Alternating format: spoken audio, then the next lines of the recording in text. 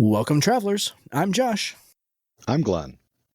And I'm Lee Wanika, and this is Tabletop Journeys, where we will be your not-so-humble guides on the quest for RPG adventures. Here at Tabletop Journeys, we are all devoted role players and storytellers at heart, and we absolutely love sharing our passion with you. On our show, we feature diverse tabletop RPG systems, demonstrating them through actual plays and breaking down the rules to provide you with tips, tools, and techniques to help you navigate them. We also love bringing the content creators behind these games into the studio to give you a peek behind the curtain with relevant and insightful interviews. Let us help you get the most out of your story, no matter what game world or system you're playing, because detailed settings, heroic characters, diverse NPCs, and a focus on story over rules can make any campaign legendary.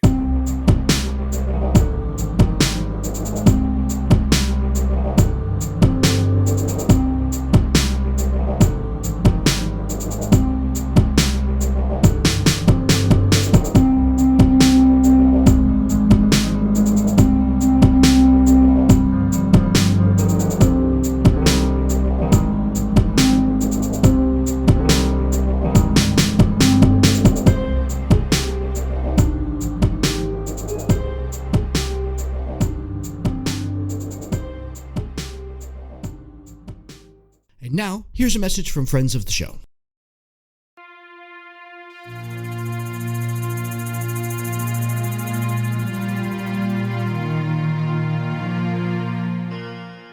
In a world headed for disaster, 5 strangers with mysterious pasts are thrown together by the winds of fate to try to stop the unseen forces that threaten to destroy their world. Join Kraval, a dragonborn with no memory and no past, who is the first of the barbarians of the mountains to be seen in 1,000 years. Cotter, a penniless paladin, running from something or someone in his past. No one, the only tiefling monk the kingdom has ever seen, who has been expelled from his monastery for reasons he has not revealed. Adri, his monastic companion, who hides some deep dark secret she cannot reveal.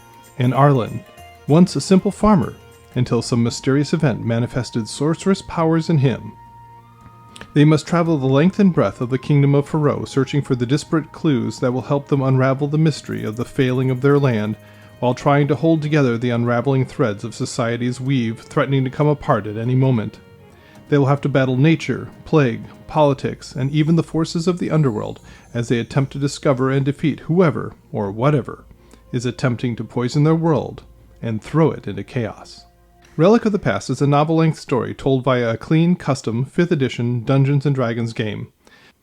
Find us on iTunes, Google Play, or wherever fine podcasts are found, and at poolmedia.podbean.com. All right, welcome everybody to what is the next set of episodes featuring Mr. Alex Vinya and Big Adventure Game. First of all, Alex, welcome back to Tabletop Journeys. It hasn't been that long since we spoke, but we're excited for kind of this next piece. Yeah, good to be back a couple of days instead of a couple of years this time. Exactly, yeah. So we're going to be diving into a playthrough of some playtest material for Big Adventure Game. This is the next part that follows after our interview last week on the show. Alex, before we get into character introductions, why don't you introduce what we're going to be doing tonight?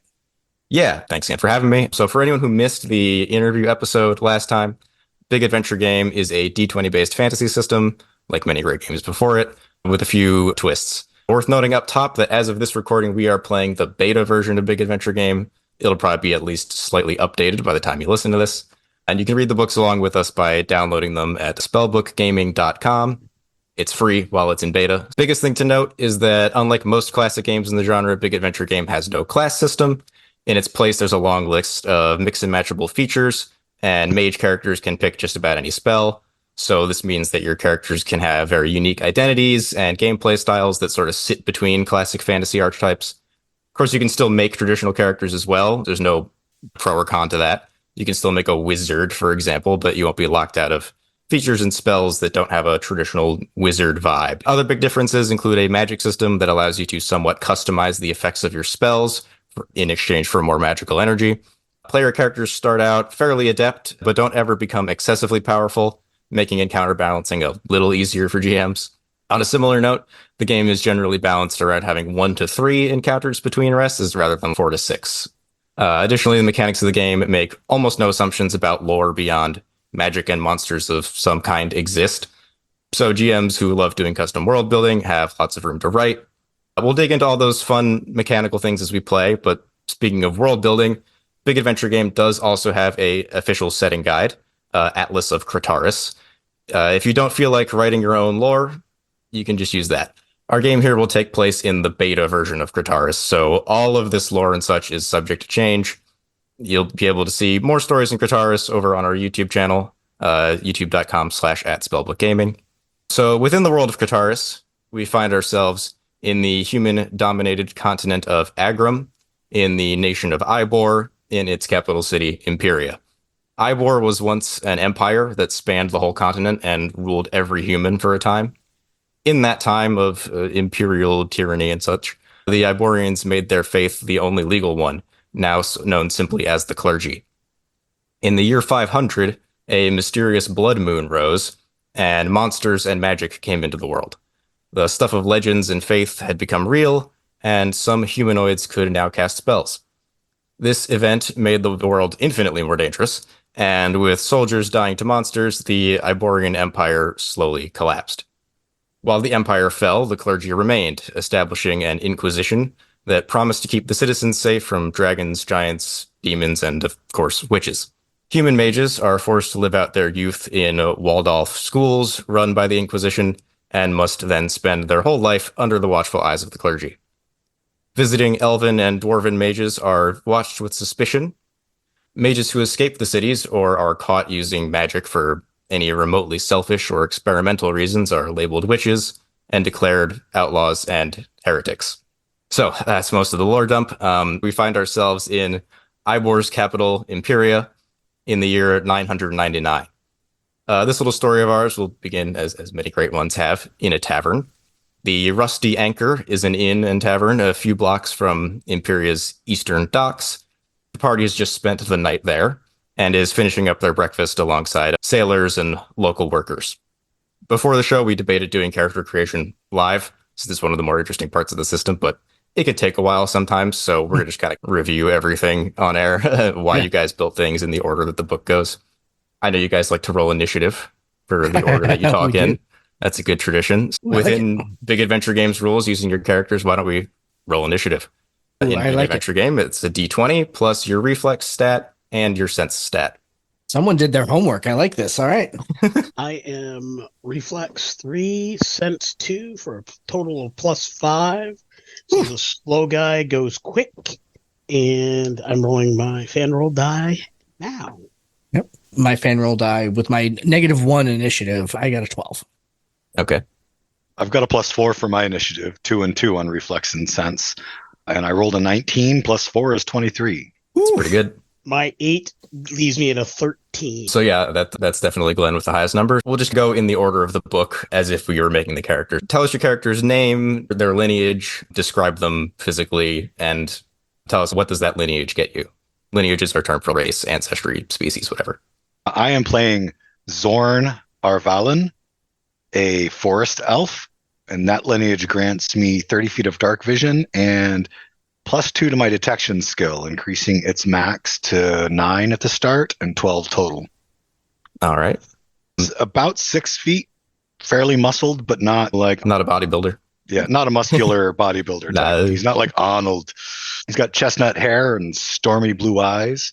And he dresses in like dark leathers and has a nice shiny breastplate. It's not that shiny because he needs to blend in the darkness, so it's probably dulled up with something. Yeah, nice and sneaky. So then step 2 of character creation is your attribute spread. And that largely determines like what your archetype of character is. So what are your attributes? What's your 2 or 3 best ones? And why did you pick them that way? So my only 2 leads, because then it hits like the middle of the field. I've got a strength 5, and that is because I'm playing a martial character predominantly focused on melee weapons. And vitality 4 to affect my hit points so that I don't fall over like a paper tiger. Following that, I have a 2 in reflex, sense, and luck. Not bad, not bad. And then likewise, step 3 is training points, your skills, how good you are at your skills. What are your best skills? Why did you pick those? So my very best skill is medium melee, and that's because when we get to the feature that I selected, I wield longswords, plural. And my next highest skill after that is detection, because he is a monster hunter trained specifically to track down and kill dangerous foes. He needs to be able to know when they're sneaking up on him instead of him sneaking up on them. So he's got to have a good sense of his surroundings. Very nice. And then, do you have any spells, or are you not magical? I am non-magical. All right, you get some extra HP, so we'll see what's more useful at the end of the day. Features you get, because we're starting at a sort of a higher level here, you have 2 features. Which features did you pick and why? I chose dual wielder, specifically because the monster hunter I am creating dual wields longswords. It's like a take on a character I'm writing in a story. And with dual wielder, I can add my strength modifier to the damage of my offhand attack. I can use a melee weapon that's not light as my offhand weapon, which is what lets me dual wield the longswords. And a little bit of defensive bonus. I get the same bonus as a buckler when I'm defending. And I can draw and swap 2 melee weapons simultaneously. My other feature is quick attacker, so that when I make that second attack, it's not a disadvantage. Why use 1 sword when 2 sword is option, right? That's hot, Glenn. That's nice. Next step would have been equipment. I think we've gone over that pretty well. You're a dual longsword kind of guy. You've got your armor. That's all well and good. But also, just for the rest of my flavor, because sometimes the monsters are far away. Right. So he does have a large quiver-styled thing across his back with 4 short spears in it. Okay. And 2 hand axes at his belt. And a boot knife. All of which can be thrown, because we did those skills as well. And then the last step is your sort of identity and backstory and stuff. Anything interesting that you want to add there? I think a little bit of Elvish Witcher vibe says it in terms of the Monster Hunter gig. Very nice. Who is next? That would be me. All right. Starting at the top, back to physical description of your character, their name, and their lineage. What do we got? Yeah, so I am playing Obenar, also known among his people as Obsidian, and he is a Stoneborn. He is a relatively short at 5 foot, stocky individual at 300 pounds. Obenar has purple, almost gem-colored eyes, and as his name would indicate, he is obsidian in color. Certain parts of him are almost cut and chiseled. Think of obsidian chafed or chipped. Other parts are more dull in nature, so sometimes light will reflect, sometimes it doesn't. But because of just his general nature, he blends in and can be quite stealthy despite his build. He does identify as a he, him. He is, as I said, a strong and sturdy individual with strength of 3, reflex of 3, vitality of 2. He is definitely someone who's aware and knowledgeable about his environment with a sense of 2. And he is a caster with a magic of 2, but he is not one who's well known for having the best luck at only 1 luck.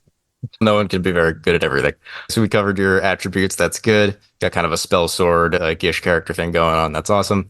Training points. What's your best skills? Why'd you pick those? I personally just love ranged attacks, so I went with archery. And just on the flavor thing, I figure his bow is going to be large and heavy looking. It doesn't necessarily need to have any mechanical impact. It's just the way it looks. His arrows are all stone arrowheads, that type of thing, but heavy shaft arrows. Again, no real mechanical benefit. It's more about the look and the feel totally. Of a heavy character drawing a heavy bow, doing damage. Okay, so that's great. You're a Gish sort of character. What spells have you picked? So I picked a few spells that I thought would be really cool for the type of character that's in the quote-unquote wild and good and aware of his environment. One of those is Detect Life. Basically, I'm going to be the one who can hunt things down, track things, know what's going where. I picked Awareness so I can protect us at night when we rest or as we're going. If it comes up in game, Awareness has some really cool things, and it's a nice duration. It's an 8-hour spell that'll have really nice benefits for our general protection. I also took Cure. I can do a little bit of healing in that regard, as well as... I'm glad somebody picked some kind of healing. Yeah, and Retribution. because I decided to go with a distance fighter. If somebody gets up close and actually hits me, I wanted the kind of spell that allows me to use a reaction to lay some additional hurt. If I'm using my bow, this allows me to kick somebody who's next to me as a reaction, get that extra hurt, so I don't necessarily need to de-weapon and re-weapon in order to be able to impact in that way. So I figured that would be a nice add-on to the build. Nice. All good choices. And then features. You should have, likewise, 2 features. What do we got? Yeah, so I have 2 features that I thought fit the range archery kind of motif.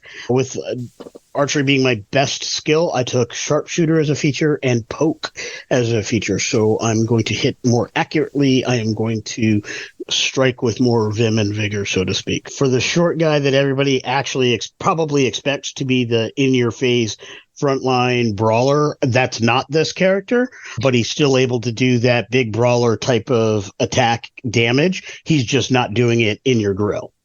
Right. Yeah, stacking features that have a good synergy. Yep. Then equipment-wise, I know you've said your longbow primarily. What kind of armor do we got? Any other interesting things in the backpack? Nothing particularly interesting. I thought just that standard equipment that you would find with a ranger-styled character works well. I really wanted to focus more on the spells and his method of attack being against type than necessarily unique or particularly interesting weapon choices. In many ways, he's very standard, just against type. And then last thing, any other identity, backstory, flavor type stuff? I feel like you sprinkled it all around there, but if there's anything else you want to add. I think in general, again, with the goal being to be against type, so to speak, this is the kind of character who one might expect to have that Ben Grimm curmudgeon way of interacting with the world, and this is the exact opposite. Not as goofy dumb as one might think of Drax or something like that, but definitely someone who's a little more quippy, a little more punny in the way that he interacts with others, but a jovial type without being overly aggressive, overly intimidating, just that kind of character that's not really what I expected. From the Rock Monster Man, yeah. Yeah, he's never going to be the bad cop, but at the same time, he wouldn't be particularly good at being the good cop because he's not smooth. He's got some edges. parts of it, Mark. Of course, like a stone. Yeah, he's got edges. Say Obsidian is pretty smooth. Generally, yeah. It is, unless cut sharp. Very good. And then, Josh, that'll be you then. What do we got for name, physical description, lineage? So I am playing Galal, who is a Drake Blood. In your setting, you said specifically that the Drake Bloods or the dragon types are still human at their core. And so the way I pictured him is he's not very tall. He's fairly slight. So maybe 5'6", 5'7", probably 160, 170 pounds. So not a physically imposing individual, but any of you that know him know that he has, it almost looks like some scalar features that kind of creep up his neck and into his head, and they are white, nearly pristinely, perfectly, like white as snow, so to speak, which may belie a little bit about what his particular draconic origin is. He's not particularly strong, but he is a well-read, well-studied alteration mage. So you would have grown up probably in one of those schools for mages that are not the nicest place to live. Absolutely. That we talked about earlier. And in fact, going a step beyond that, he's fairly comfortable in the natural and urban world. So I would imagine that a organization like that, which kind of so tightly controls magic use, probably has a need for people who go out into the world to find magic transgressors. And so he has probably either been trained for that sort of job or performed low-level, easy jobs of that type. Yeah, very normal work for a wizard in this world. Speaking of being a wizard, attributes spread, I assume you have a pretty high magic. What else we got? Mind, magic, and luck are pretty much where all of my points went. The rest of them float to very much around 0 or around that neighborhood. So classic full-on wizard. Training points, likewise. What do we got? Yeah, pretty much everything went into the mind category. So magic, monsters, nature, religion, technology. But he also has a lot of points in his sense skills. So detection, intuition, survival. He has a passive detection of 15. So again, he's very comfortable in that natural environment. But he also very much relies on his magic to go ahead and do anything. So And speaking of magic, list off your spells. I see there's a lot. Yeah, again, he is an alteration mage. He has a variety of spells. He is known among his like cadre of exterior searchers as the Dream Broker because he has a penchant for finding people who need to be corralled, and he can evoke fear in them. He can change the environment around them and create like nightmare scenarios to disorient them so that the more physically capable party members that he is with can get them under control. So he has evoke fear, he has control weather, he has vine grasp, he has wind blast, he has push pull, he has muffled sounds, altered appearance, he can dispel, he can also restore hit points. He has arcane beam as again another kind of offensive option away from his breath weapon. His breath weapon is cold based and his resistance is to cold. Yeah, I think that's about it. So, nice. Good variety there. Yeah, very much kind of like a controller mage. Yeah, so but my with favorite that, thing, laser is back up. Yeah. My favorite thing about this is we didn't plan it. I said after we got off the last time, Alex, I said to these guys in our chat, throw your character ideas in here, so because there's only 3 of us, so we can make sure we wind up balanced. Yeah. None of us did it. None of us did that. 2 of us created our characters today. But we still wound up with a solid front line, a ranged DPS, and a caster.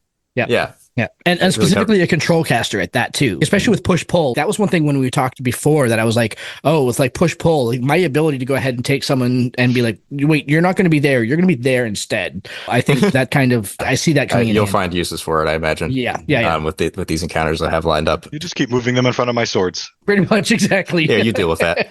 Exactly. A couple other things. Equipment, I assume not heavily relying on it, but what do we have? For the most part, my equipment build is very simple. The exception is that he has a dagger, much like the scales that you can see on his torso and neck. He has a dagger that seems to be made of a pure white metal. It's not made out of steel or iron like it normally is. Mechanically, it's made of an exceptional metal. So, okay, nice. Other than that, he has a chain shirt, but basically that's where all of my money went, was in increasing my dagger and buying some armor. So yeah, well, if you don't have a lot of points in vitality, you're right. Right. And I figured this is a one shot, so like, I don't need money. Yeah. And then we've talked a little bit about how you would have grown up, but anything else you want to add about identity, backstory, favor, and such? Only that the kind of the role that he is employed for, there are all types that kind of, some of them do it begrudgingly, sometimes whatever like that. He is enthusiastic about his job. Like he firmly believes in the mission that the church is setting out to go ahead and make sure that this rogue magic does not pollute things. So he is an enthusiastic arm of the church. Interesting. We'll see how that plays. Like I said, it's Ybor. It's the capital city of Imperia. It's the year 999. It is a small inn and tavern known as the Rusty Anchor. Early in the morning, you guys are just wrapping up your breakfast. The 3 of you have been traveling together for a couple weeks, couple months, maybe taking on odd jobs for the church and otherwise in and around Imperia. And you're just catching up. If you guys want to have any in-character banter before I interrupt you with plot, you may do so if you want to find your voice and all that. You just come off a job, but you're well rested and you're ready to look for something new. You would find that in the mornings, Gelal wears a very fine robe. Like he's not wearing his armor first thing in the morning, but he has that air about him. He is not charismatic. He firmly believes that he's like the best person for the job that he is being asked to do, and that other people should very much be catering to him in some level. So he's a turd to be around, but he's got you guys good jobs. So, there's that. I don't think we've been lifelong friends. Hey, Galo, one of these days, something's going to happen before breakfast is over. You're still going to be just sitting around in your finery. Not with such talented companions. I think that I would let you handle any true threats that come to me that hour of the day. It's far too early for such fisticuffs. I ain't saying that I wouldn't step in front. Mind you, that's what I do, but I can't say I wouldn't necessarily get blood on your fancy clothes. That's fine. Fancy clothes are meant to get bloody every once in a while. That's why there are talented launderers and laundresses spread throughout the kingdom. But if you trip over your robe sash there that's a little loose in the back, you're going to break your nose. Oh, Don't worry about me. I appreciate the concern, Obenar, but really, I'm at my best when I'm out of armor anyway. That's really more of a necessity. Sometimes we're at the hindrance and sometimes not. And certainly before eggs and road bacon, it is not worth the necessity. You squishies really do like your road bacon. We do. Are you going to eat that, by the way? Is that... I'm not going to eat it. I'm just going to smell it a lot. It smells really good. I'd be happy to eat it for you if you're. I wouldn't want it to go to waste. I think so. I think I'll quote the person at the table over there the other night: "Touch my bacon, lose your finger." Before this can come to blows, and you hear a bit of commotion outside. It sounds like some running. It's very muffled by the thick stone walls of this old tavern. And after a few seconds of that, a lone guardsman of the Inquisition, young man wearing a chain shirt and is carrying a spear and a shield, busts through the door, and he's out of breath. He's stressed looking. And you notice that even though it's a pretty warm day today, he's got some frost and some rime on one side of his arm and his chest. And he busts in, takes a couple labored breaths after having run in here, looks around the room, sees you guys as the only fighter types around, points at you, says, "You folks, please, could really use a hand. Some sort of ice beast has run into the basement here via the door outside. He's wounded a few others. We could really use a hand from you folks. Well, We'll pay you, of course." Zorn chuckles, throws back the last of his small ale for breakfast, scoops the rest of his eggs onto a hunk of bread, and around a mouthful mumbles to Galal, "Hold ya," as he heads for the door. Oh, yeah. I take up the bacon and I put it in a napkin as well, and I put it in a pouch after getting a little bit of the grease and wiping it under my nose. Oh, yeah, I know. Yeah. I very politely just take my napkin, place it over my plate, and I'll be back. This won't take long. Are you going to change? Let's assess the situation first, and Okay. we'll decide if I need my armor.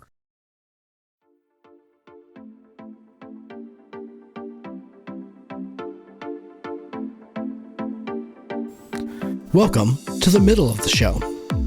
We wanted to take a minute and thank the people who help make this show possible, our Patreon supporters. We like to shout out our adventurer level Patreons, so extra big thanks to Chad Bean, Joe Harney, Dave Rideout, Adam Scaramella, and Marty Napier. Patreon supporters get exclusive content, free copies of all of our published and unpublished game supplements, early access to episodes, and free invitations to our monthly games. You can learn more at www.patreon.com/ttjourneys. Speaking of our published material, have you checked out all the supplements we have on DM's Guild? We have 2 full books there, The Traveler's Guide to Collaborative World Building and The Traveler's Guide to the Multiverse. And you can combine that with all of our other supplements to help you make your next roll legendary. Go to www.ttjourneys.com/DM's Guild for more information. If you're looking for Tabletop Journeys swag or need a fantastic set of new dice, you should check out Tabletop Journeys Spring Store and our affiliate, Fanroll Dice. You can make your first purchase through Fanroll at 10% off, and every purchase there helps support the show. You can learn more about that at www.ttjourneys.com/fanroll. And if you want to get some awesome t-shirts, hoodies, hats, and other gear, check us out at www.ttjourneys.com/swag. You'll get redirected to our spring store, and there you'll see all the cool designs and great things that we have to offer. These are the same vendors that we use for our add-ons when we do Kickstarters, and we stand behind their products. But the best way you can support the show is to join in the conversations we have all over the internet. Did you love one of the episodes? Did you disagree with something one of us said? Do you wish we would cover more of your favorite game system? We would love to hear it all.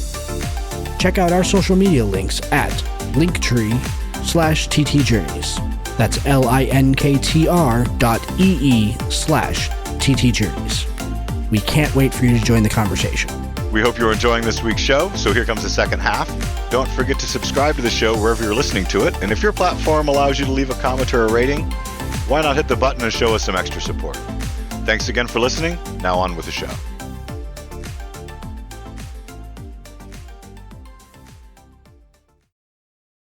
All right. He motions to you to go forward so he can follow you out. I'll take the rear.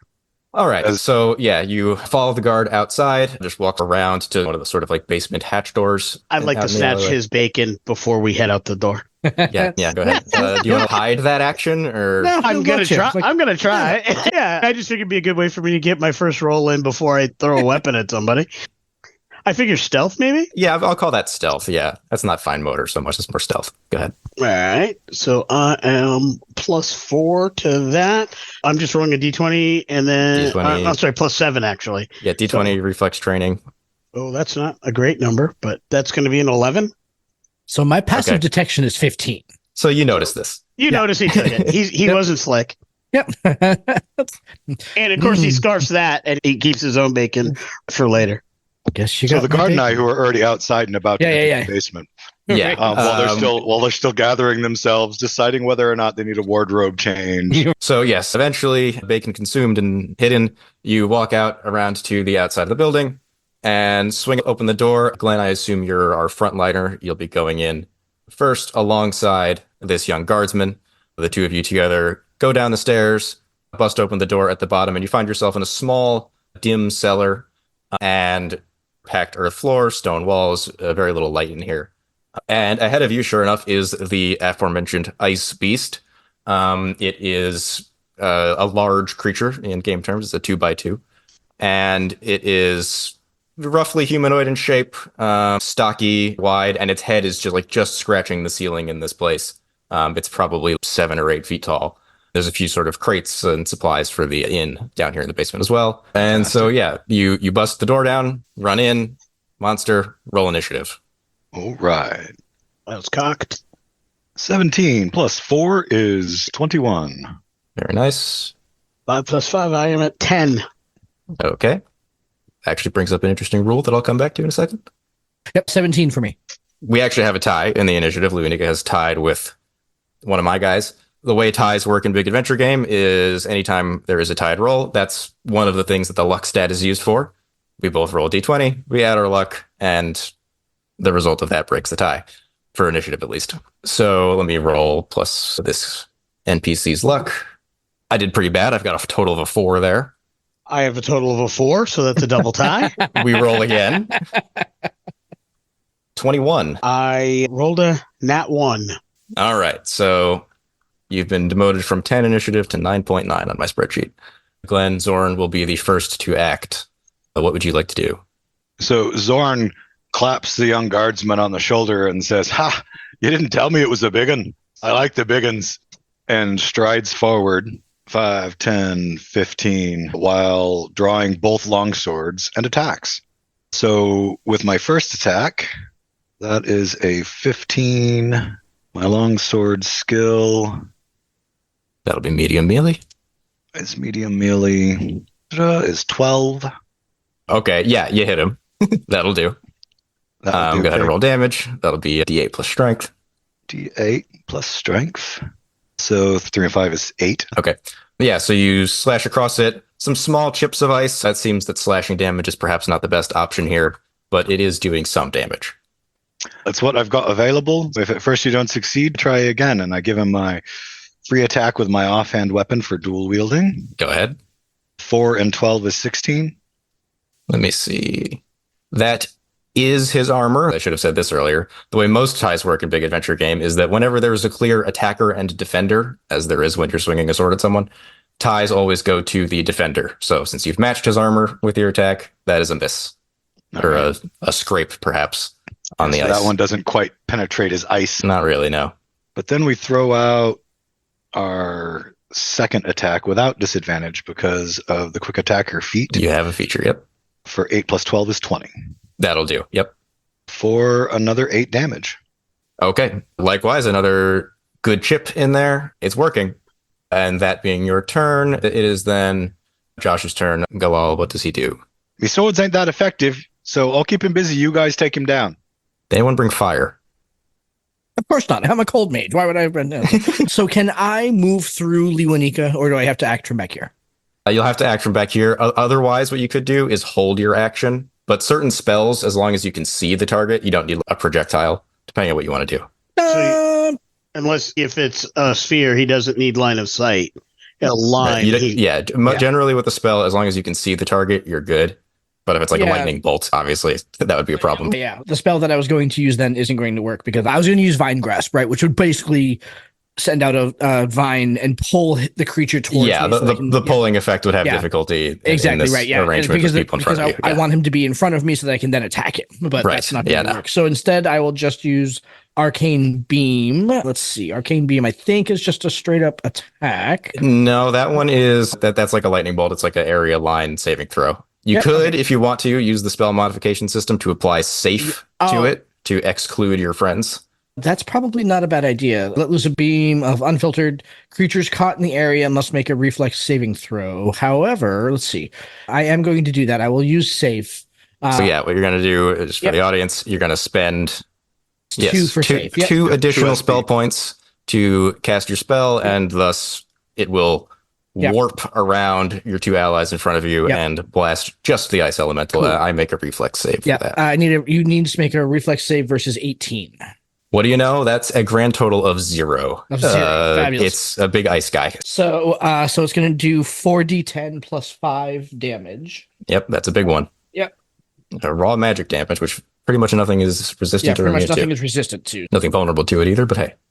32 points of raw magic damage. Ouch, that is a huge chunk of this thing's HP. Your big beam of blue energy swirls around your big Kamehameha blast, loops around your friends, zips around their heads, and blows a circular hole through this thing's chest. Excellent. And that's a full action to cast, and you're limited on movement here. Yep, it is. That's fine. So basically, he's like looking at his nails, and he goes, "Whap!" Yeah. Like, I've got bacon grease. Finger guns. Fingers. Yeah, exactly. Yeah. At the end of your turn, it is Big Ice Guy's turn. He is going to attempt to use his big ice fists to punch Zorn, who is right in front of him. That is not nice. That is a 22 to hit, so I think it's a fair assumption that is, yes, a hit. Yeah. Yeah. Pretty meaty hit. So that's 11 blunt damage plus 6 cold damage. So if you're not immune or resistant or whatever to any of those, that's just a total of 17. Ouch. That's gotta hurt. The ice elemental does not have the quick attacker feature, so it is just going to attempt to punch again, but it will do so at disadvantage because it's just swinging wildly. That is a 13 on the other one? Nope, my armor is a 16. Okay, and you are safe. It punches you, you bend down a little bit in pain, and then it swings over your head. There's enough damage that bits of Zorn come flying back at you guys when he hits me. Yeah, you're going to have to maybe use one of those healing spells later. I just got blood on your fancy robes. So that is the ice elemental's turn. It's not going to move. Then it is Luminica Obenar's turn. Obenar is seeing what's going on. He's going to move to this position. Okay, bit of a flank. Yeah, way to clear the stairs and get over to the side. And I assume this, if I crouch, gives me some kind of cover, maybe? Yeah, like the pole holding up the ceiling. Yeah, you'd have. So I'm going to move to that position so I can fire and at it cleanly. I will use archery. Yep. Let's see. My range is increased because of sharpshooter. When I make an aimed attack, you have to worry about range in your small room. It was more about if I aim, I don't have disadvantage. Yeah, so an aimed attack is a thing where you can aim at a specific body part. So I want to shoot them in the leg to slow them down. I want to shoot them in the head to do more damage. Okay. This thing doesn't really have a head per se, but all right.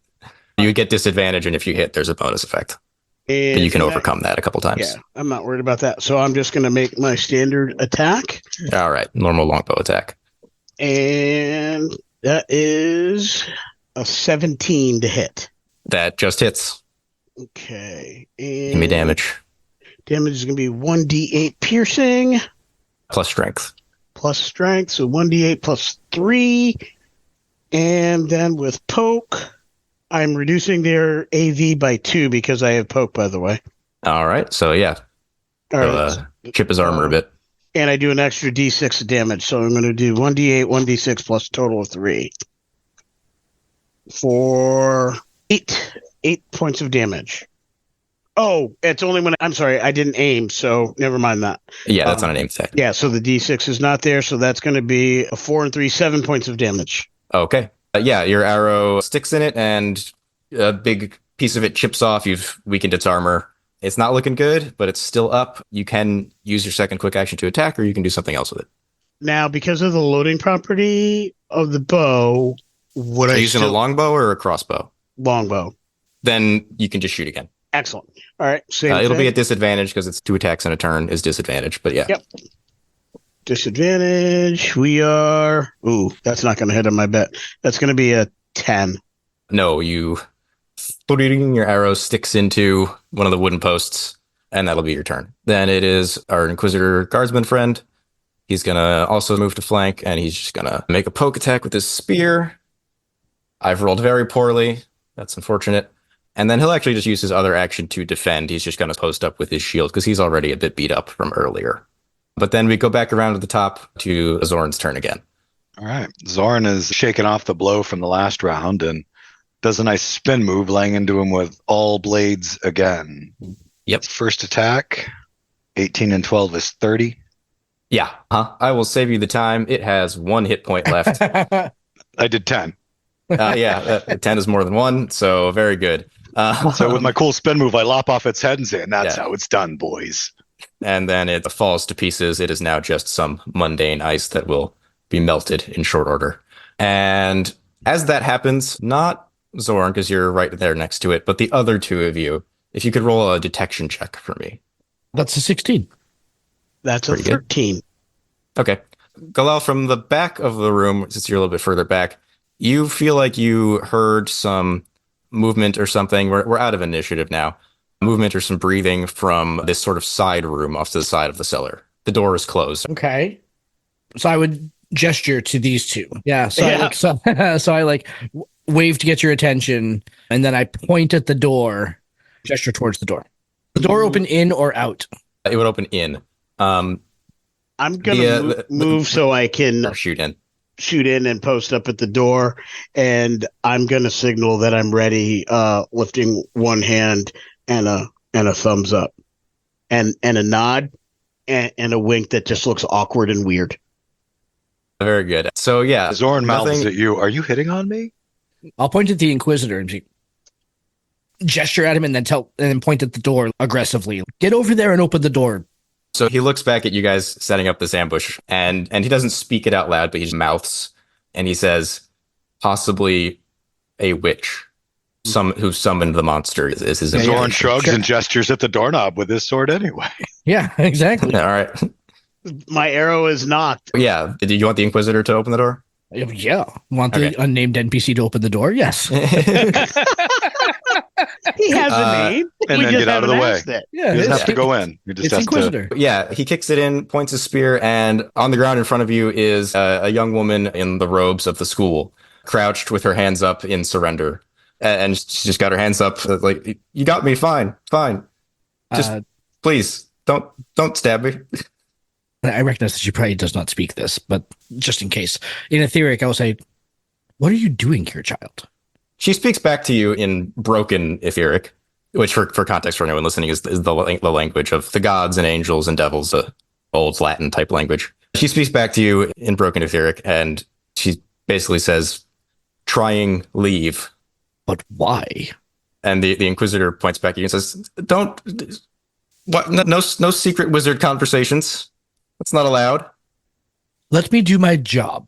She's from the school. Yeah, I was going to say, do you want to be intimidating or persuasive? Take your pick. I'll intimidate the hell out of him, yeah. All right. I see you laser ice monster to death. Right, exactly, so. Yeah. That's an 18. Oh, yeah, that'll do. Yeah. So he actually backs up from her and then lets you take the front. Zorn does throw in from the side. I'm not exactly concerned about secret conversations, but it'd be nice to understand what was being said. You guys don't happen to all share a non-common tongue, do you? No, with my mental prowess, I speak common, and it's not that great. Yeah, no. Yeah. As a Stoneborn, you'd speak common and dwarvish because the dwarves woke them up. But yeah. I'll switch to common. What do you mean you're trying to leave? Where would you be trying to go? Well, away from the ice monster makes sense. The other students and we got these letters of people saying they could free us, take us to somewhere where we could live on our own, away from them, gesturing at the Inquisitor. Well, I don't know who it was like from. That is That's not the way this works, child. I know, but I don't know. You understand. I do understand. My understanding is not at question here. I think perhaps you should bring us to your friends and so that we can try to help them. My arrow is no longer not that. Sure. Put my bow over my shoulder. Yeah, she's quite surrendered. And I raise my hand. I don't understand. I'll turn back to my stony friend. She has received some sort of scam missive that's promising her freedom and wealth far from here, far from the watchful, supporting embrace that we offer. She's just been misled. Oh, isn't that right, child? She was hornswoggled. Indeed. I feel bad for you, little one. Surely, and of course, she's probably far taller than he is, but right, exactly. Yeah, she's spleeny, so she's little to me. Yeah, she's a teenager, young adult in the upper years of the school. And she's like, yes, please. And she just bows down. Forgiveness, please. I'll go back. Just don't hurt anyone else. No need to be afraid. I only hurt monsters. You've told us of your confusion. We can forgive and forget, and perhaps not even report that such a thing has happened. But really, we should go and find your friends and make sure that they're okay. I nudge Zorn. How do we forget? Not to worry, Obanar. Just give it a few moments. It'll happen all on its own. I don't forget anything that I learn. Exactly. The stone never forgets what was once upon it. Child, do you have the letter? Yeah, you're trying to convince her to tell you where she's supposed to meet her friends. Absolutely, either, again, intimidation or persuasion, depending on how scary you want to be about it, but seems like you're trying to go slightly nicer here. I mean, it does seem like I'm trying to go slightly nicer. However, I have no persuasion skill whatsoever. Sure. So everything, all of this honeyed word has a tinge of intimidation to it. Right. Do what's right, child. She gets it. Know? Yeah. Exactly. Veiled threats. Obanar doesn't get it. He thinks he's being the nicest guy in the world. That's a 10 to... Okay. What do you got in the way of hero points? 6. I have 6 hero points. Should I re-roll that? Up to you. No, so you don't hero points you don't re-roll, you just spend them to add on top of. So if you wanted to have a +6, you would spend all 6 of them. They're pretty small. Up to you if you want to spend them here or not. So how does a 10 kind of rate in terms of what it would normally like where is that on the scale? It's pretty low. Yeah. Man, I don't want to spend because how does one regain hero points? Is that something that comes back at a rest or that's on a rest unless you have a specific feature or something that restores them, yeah. All right. I'll spend 5 of them. So I will keep one in reserve, but I'll push that from a 10 to a 15. All right. 15 I'll say we'll do it. Yeah. She's all right, fine. They said for us to meet them at a ship on the eastern docks with blue sails. That's all I know. I like blue. Do you have the letter, child? I would like to examine it. I suspect it has some sort of magic imbued in it. It needs to be reviewed. I don't have it. I burned it. That's probably do that. Isn't that your ticket? That's probably for the best. If there is some inherent magic in it, burning it is the safest way to dispose of it, child. You did well. You should run back to your barracks now. I have a question.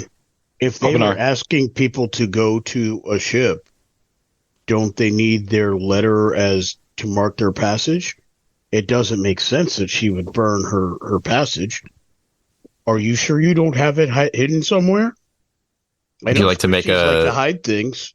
Like an intuition check if you want to figure out if she's lying or not? Yeah, I'll do that. It's not my if you don't buy it skill set. Yeah, but it just doesn't make sense to me. You're going on a ship, you need a ticket. She's got to have it somewhere. I'm not doing well. So no, I did not find anything. That's another natural one. Zorn puts his hand on your shoulder and says, Obanar, could you do me a favor?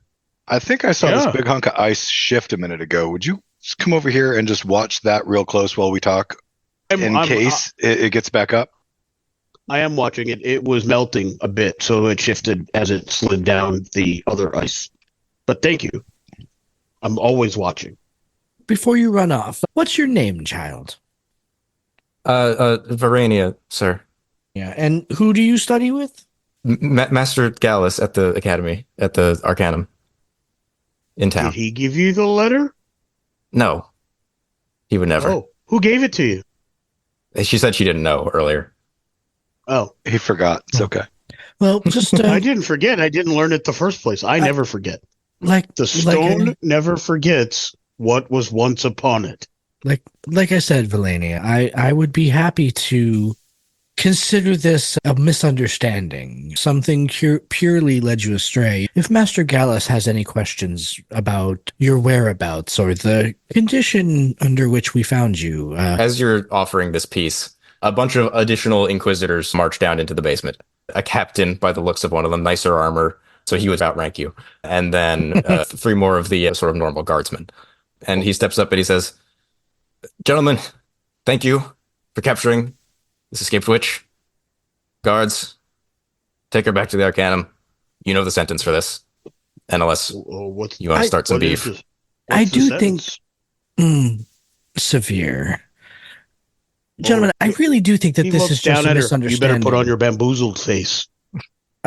I think that this misunderstanding may come with some information that could help you get to the source of the transgression as opposed to picking on the lowest rung. Low-hanging fruit. He looks at you. You think she could lead us to the organizers of this breakout? I think that she already has, and that perhaps for revealing this information, we should treat this misunderstanding like exactly what it is and let Miss Valenia return back to her barracks without further harassment. Persuasion, please. Not intimidation. You could always make sure that she helps you in the future, too. I don't have any training points in it, so it's just a naked it's just 20. Charisma. Yeah. Yeah. Big money, no That's whammies. a 14, and they seem persuaded? Yeah, that's pretty good. He rubs his chin and thinks about it for a moment. Yeah, you can keep your hero point. He rubs his chin and thinks about it for a moment. And he's like, "We'll go easy on this one." Nonetheless, he gestures at his guards. "Take her back home, if you would, gently." And they do put on her what you recognize to be anti-magic handcuffs. Yep. But nonetheless, they do it nicely in front of her, not aggressively behind her. Yeah. As they walk her out, I do make sure that I catch her eyes and that she sees the look of like deadly seriousness. You owe me on my face. If you want me to make an intimidation roll, I will absolutely do that. But I want her to understand. No, I think that's fine. That's fine as a roleplay note. I'm going to flip the hood up over her head so that she's not recognized by people out in the street so she can return to life normally. But I'll say, "Have a good day, Verania." I never forget names. And when my friend asks me, I'll remember. And she's, "Thank you for not shooting me." "Oh, you're not a monster. As long as you're not a monster, or they don't tell me you're a monster, I won't shoot you." Captain. Yeah, real quick, just as a note. As the 3 guards who came in with him take her out, he gestures to the one who fought alongside you, who took that wound before we started. He looks at him, puts a hand on his shoulder, says, "You've done well. Go back to the barracks. Get yourself patched up. All right?" And he's like, "Thank you, sir." And he looks back to you guys. He says, "Thank you for the assistance. Hopefully we meet again under better circumstances." And Thank you for the assistance. Really, we couldn't have done it without you. You're a hero. He politely bows his head and takes his leave. And so then the captain turns to you guys and says, "Gentlemen, you've certainly earned a fee for this, but if you'd be so kind, I'd like to offer you..." I was already planning on following up on the information that I had, but certainly we would do it for coin and not for free. Nonetheless, it is policy to reward those who aid the church, and I would like for you to accompany me to this meeting place that they were going to. The few of my men have been injured. There's a few other escaped mages running about, but if they're all meeting at one place, hopefully we can deal with them there, and you seem capable folk. Yeah, I suspect that there is some sort of influence from afar that is polluting their minds. I'm curious to find out what the root of this evil is. Likewise, where is this meeting place? We can go there now, but I should get changed first. And he owes me bacon. It dawns upon him that you're indeed not wearing armor. Yeah, He's like, I'm wearing like a silk vest. Yeah, indeed you should. Yes. Without even missing a beat, he chomps a piece of bacon that he had, and he looks at Zorn and says, "So we're going after the bamboozlers?" So it would seem. But Our fearless leader here has to go and put on proper clothing. You'd almost think somebody keeps telling him to get dressed when he gets up. You know the rule. Britches before witches. Exactly. Would getting dressed qualify as no physical stressful activity? I think so. Yeah. If you guys want to call it a short rest. Even if they don't want to take a short rest, I will take 30 minutes to get dressed and pamper. Yeah. So in a short rest then, what hit point recovery options do I have? Can I talk either of my magic using gentlemen that might recover spell points into, say, healing me before we do this? Short rest is 30 minutes of downtime. Nothing intense. Running, climbing, combat. How many spell points do you get back for a short rest? Yeah, at the end of a short rest, you gain HP equal to your vitality, minimum of 1. Spell points equal to magic. So I'll get back 2. So yeah, I can apply a cure to Zorn. Please do. Cure is just for conditions. Cure is only conditions, so I can't give you hit points. Go out to use restore to do HP. So we have no healing. Fantastic. I have restore. But you used a lot of spell points. So. I did lose a lot of spell points. Let me see how many spell points does restore. It's only 1. It's a d6 plus 2 at base. All right. That's fine. I will restore you. It's Nice. 3 plus 2, so 5. Awesome. That gets me much, much happier. Because that hit for 17 sucked. Yeah. Getting punched by an ice elemental is not the funnest. But once Zorn is half out of the earshot of the captain and Gallo, he does mumble something about, I hate the humans and their politics about magic. Damn near slavery it is. Join us next week for part 2 of our actual play of Big Adventure Game. Thank you for joining us. This has been Tabletop Journeys. We would love to hear your feedback on our show today. Join us at www.ttjourneys.com, where you can subscribe to the blog to leave comments and see all the content that we publish beyond the podcast. You can also stay in touch by subscribing to our Twitter, Tumblr, or Instagram at TT Journeys, joining our Facebook group, Tabletop Journeys, or by sending an email directly to podcast@ttjourneys.com. Our full episodes come out every week on Friday, and every Tuesday features actual play and gameplay showcase episodes. Looking for early access? You can support the show and get episodes before everyone else at www.patreon.com/TT Journeys. Check it out today and see all the awesome benefits we bring to our supporters. Lastly, if you're listening to us on Stitcher, iTunes, Podchaser, Spotify, or Audible, we would really appreciate it if you would like and subscribe to the podcast on that platform. Thank you for listening and for being a part of our growing community. And we bid you fair tides, friends, for legends await.